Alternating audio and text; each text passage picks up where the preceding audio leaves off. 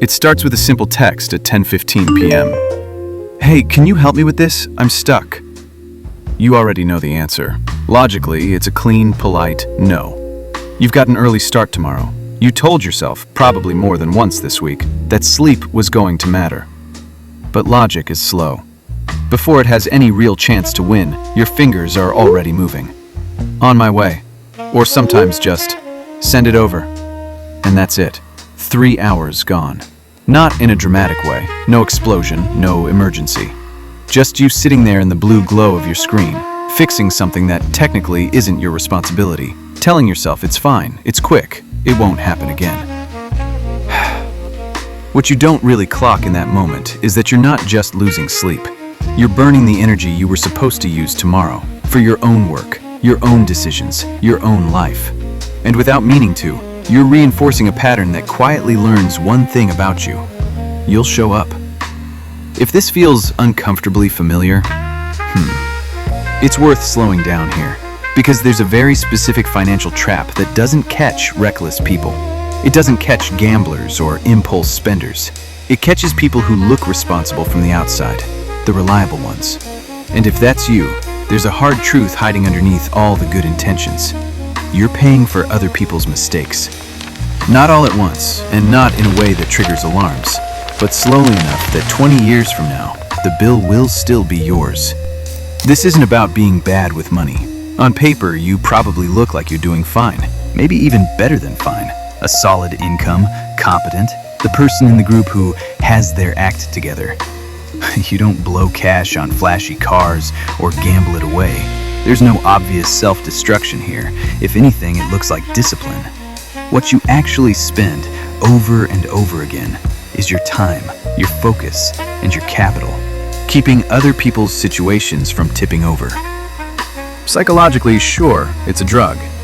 You step in, fix the mess, and get that instant hit of dopamine. For a second, you get to feel like the only adult in the room, capable, indispensable. But let's be honest, that feeling is a distraction. While you're busy soothing your ego, you're ignoring the math. And here's where things get ugly, not emotionally, but financially. Because when you strip the story away and look at the math, it's brutal. You're trading your highest value assets, your focus, your best hours, your ability to think long term, for low value maintenance work.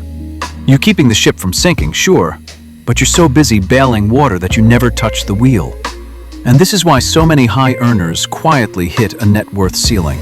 Not because they can't earn more, because their reliability turns into a liability. It usually starts at work. When you become the reliable one, you don't announce it. You train people into it, slowly, accidentally. And before you realize what's happening, you're ghostwriting a strategy deck at 8 p.m. while your boss is already 2 drinks into happy hour. In that moment, you feel essential, maybe even heroic. But let's call it what it is.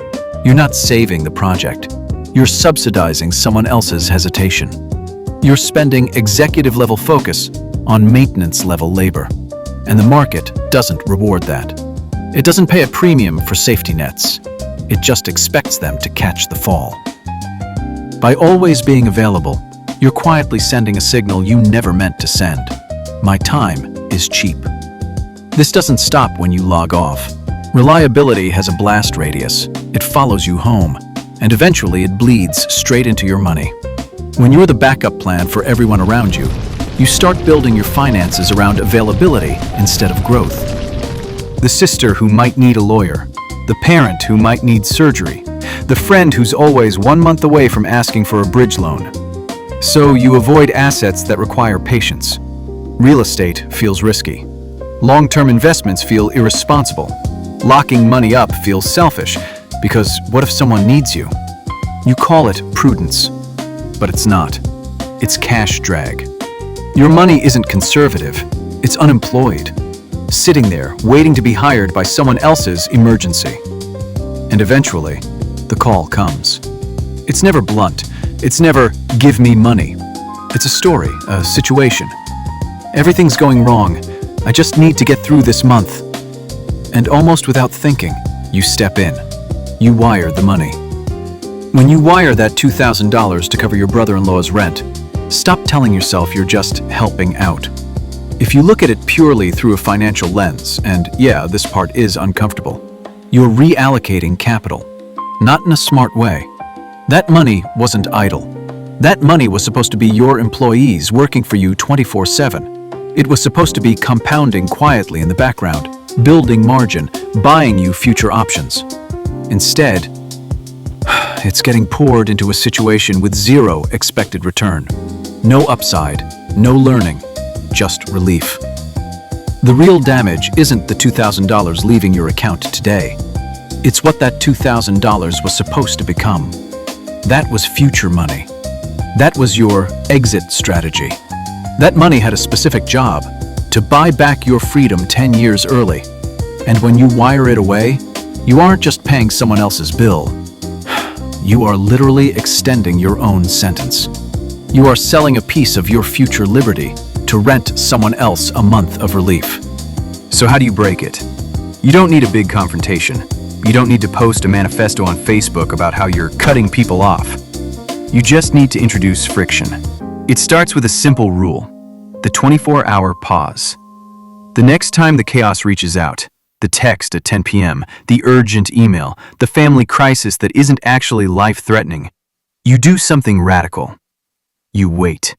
You tell yourself, I will answer this in 24 hours. Now, I'm going to warn you about something, because the first time you do this, it's going to feel wrong in a very physical way. Not, I'm unsure, wrong. More like, your body doesn't agree with you at all. Your brain immediately starts running disaster simulations. If I don't step in, the project fails. If I don't send the money, they get evicted. If I don't fix this now, people are going to think less of me.